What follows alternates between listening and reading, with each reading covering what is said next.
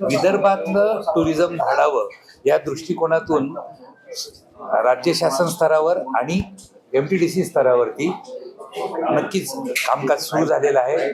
मी आपल्याला जसं बोललो की या ठिकाणी जलपर्यटनाला खूप मोठा स्कोप आहे आणि त्याचप्रमाणे व्याघ्र पर्यटनालाही खूप मोठा स्कोप आहे.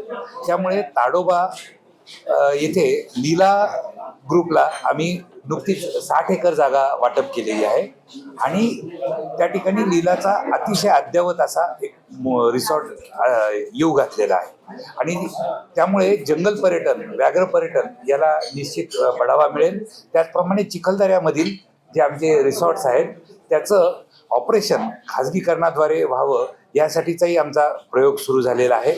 आणि रामटेकचं जे सर्किट आहे किंवा आपलं जे बुद्धिस्ट सर्किट आणि जैन सर्किट हे जे सर्किट आहेत टुरिझमचे हे विकसित करण्यासाठी विदर्भात आमचे प्रयत्न सुरू आहेत. ते पाणबुडीचा नेमका काय प्रयोग असणार आहे? स्कुबा ड्रायव्हिंग संदर्भात काय त्याचा फायदा कसा होतो? महाराष्ट्राचा जो समुद्र किनारा आहे 878 किलोमीटरचा, हा समुद्र किनारा हा अतिशय सुंदर समुद्र किनारा आहे आणि तो स्वच्छ समुद्र किनारा आहे.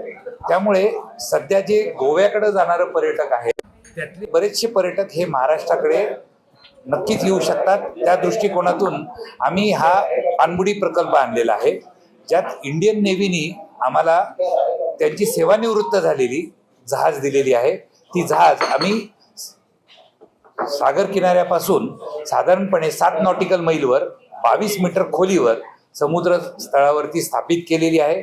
आता त्यामध्ये कोरल्स डेव्हलप होतील आणि ते कोरल्स डेव्हलप झाल्यानंतर त्या ठिकाणचं पर्यटन पाणबुडीद्वारे होईल. त्यासाठी आम्ही माझगाव डॉकला एक टुरिस्ट अट्रॅक्शन असलेली 24 आसनी पाणबुडी स्थापन करायला वर्क ऑर्डर दिलेली आहे. पाणबुडीची विशेषता काय असणार आहे? म्हणजे यापूर्वी असणाऱ्या पाणबुडी याच्यातून पर्यटन ही पाणबुडी जी आहे ह्याला पूर्वीच्या पाणबुड्यांना छोट्या छोट्या खिडक्यांमधनं बघावं लागायचं. ही पाणबुडी ही 360 डिग्री पूर्णपणे पारदर्शक असणार आहे. चारी बाजूनी तुम्हाला समुद्रात आत गेल्यानंतर बघता येईल अशा प्रकारची ही पाणबुडी आहे. अतिशय सुरक्षित पाणबुडी आहे आणि देशात सर्वप्रथमच अशा दर्जाची पाणबुडी येऊ घातलेली आहे.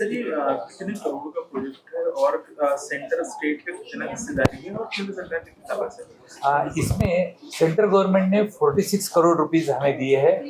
राज्य सरकार के हमारे 65 करोड़ पहले दिए थे और फिर बाद में दूसरे रीअप्रोप्रिएट करके दूसरे भी पैसे मिले हैं.